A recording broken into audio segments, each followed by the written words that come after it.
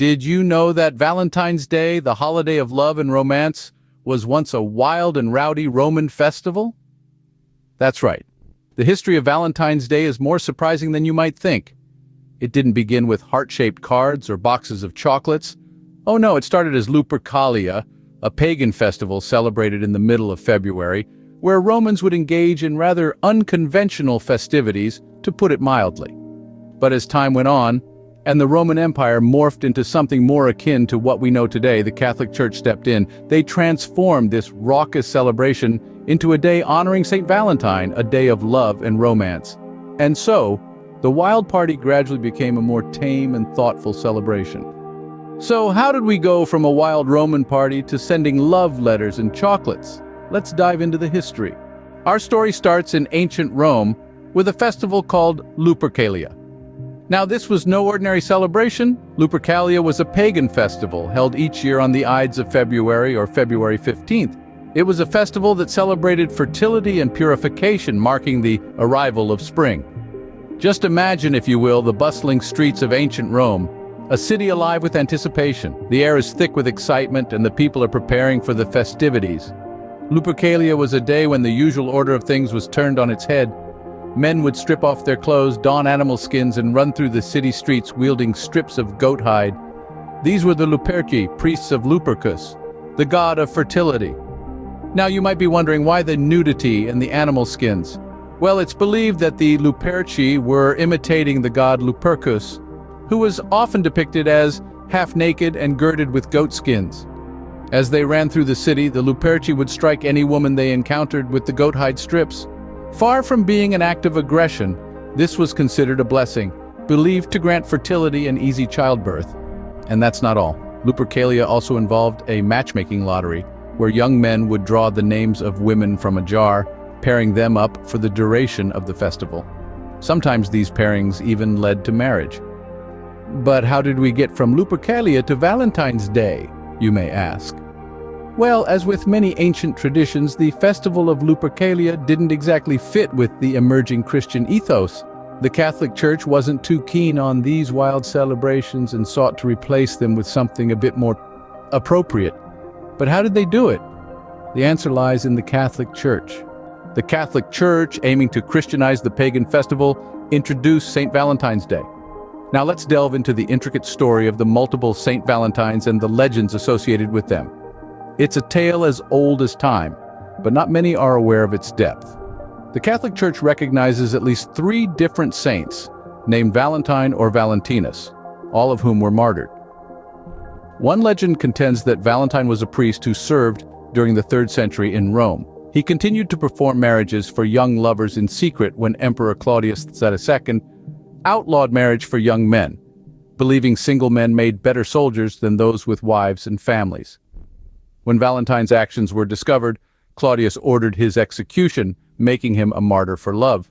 Another story suggests that Valentine, imprisoned by the Romans for helping Christians escape harsh Roman prisons, sent the first Valentine greeting himself. While in jail, it's believed that Valentine fell in love with a young girl who visited him. Before his death, he wrote her a letter which he signed, "From your Valentine," an expression still in use today. In an attempt to Christianize the pagan celebration of Lupercalia, Pope Gelasius declared February 14th to be St. Valentine's Day near the end of the 5th century. This move effectively replaced Lupercalia with a celebration that was more in line with the Church's teachings. The impact of this change was significant, transforming a wild and raucous festival into one that honored love and devotion. The Church's influence was instrumental in reshaping the nature of the celebration. However, the festival didn't immediately become the romantic holiday that we're familiar with today. It continued to evolve over centuries, influenced by cultural, social, and economic factors. With the Church's influence, the wild festival of Lupercalia was transformed into St. Valentine's Day, but it was still far from the holiday we know today.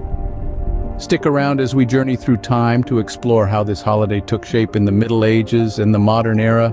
A fast forward to the Middle Ages, when Valentine's Day started to take on a more romantic connotation. During this period, the concept of courtly love was blossoming throughout Europe. This was a form of love that was highly idealized and often expressed through poetry, song, and chivalrous action.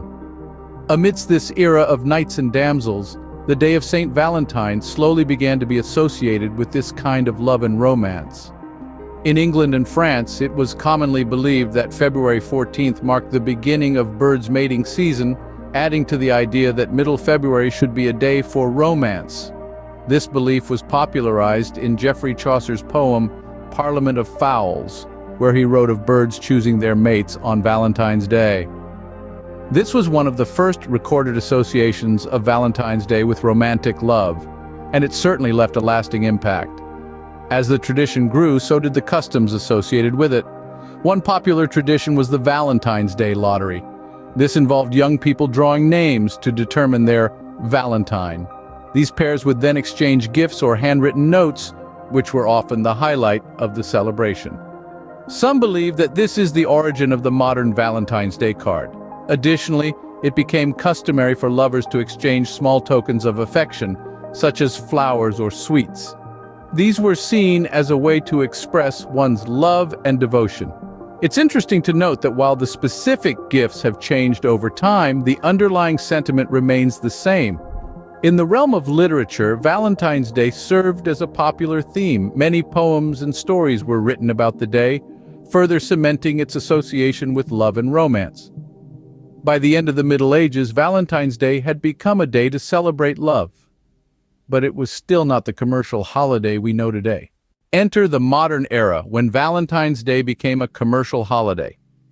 As we stepped into the 19th century, the celebration of Valentine's Day took a significant turn. It was no longer just about handwritten love notes and secret admirers.